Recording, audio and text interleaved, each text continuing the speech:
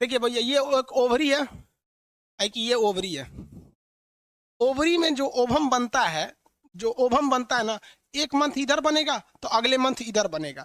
तो ओवरी में जो ओवम होता है वो वेट करता है कि स्पर्म यहाँ आ रहा है कि नहीं आ रहा है। ये 13 से 14 साल पे ओवरी में ओवम बनना चालू हो जाता है। मान लीजिए यहाँ पे ओवम बना और यहाँ से स्पर्म आके निषेचन कर लिया, तो जैसे निषेचन करता है तो यहाँ बच्चा जन्म ले लेता है, तो ये ओवरी से ओवम बनना बंद हो जाता है और मेंसुरेशन साइकिल रुक जाती है। तो जब कभी किसी महिला का मेंसुरेशन साइकिल चालू था और रुक गया तो समझ जाइएगा कि वो प्रेग्नेंट हो गई है। समझ में आ गया कि नहीं आएगा? दूसरा देखिए, ये मेंसुरेशन साइकिल मान लीजिए जनवरी में इधर बना तो फरवरी में इधर बनेगा। समझ में आ रहा है कि नहीं आएगा? ये 30 दिन पे नहीं होता, 28 दिन की सर्किल होती है यहाँ पर।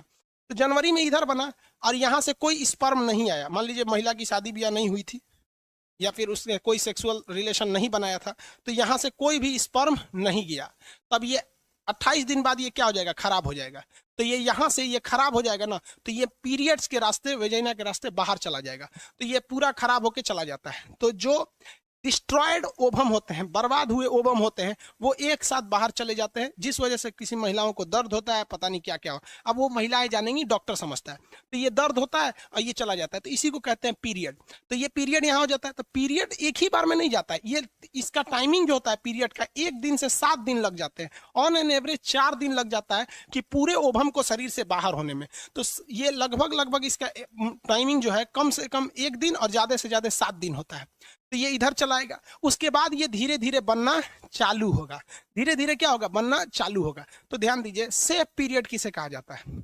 मेंसुरेशन साइकिल जो होता है पीरियड, तो पीरियड आने के 1 हफ्ता पहले, मान लीजिए किसी महिला का पीरियड 10 तारीख को आने, तारीख से क्या मतलब है, किसी का पीरियड आने वाला है, तो पीरियड आने के 1 हफ्ता पहले ये वाला सारा चीज खराब हो गया है। अब क्या हो चुके हैं? अब खराब हो गया। अब वहां स्पर्म जाएगा भी तो वो खत्म हो जाएगा, क्योंकि इसका लाइफ स्पैन खत्म हो जाएगा।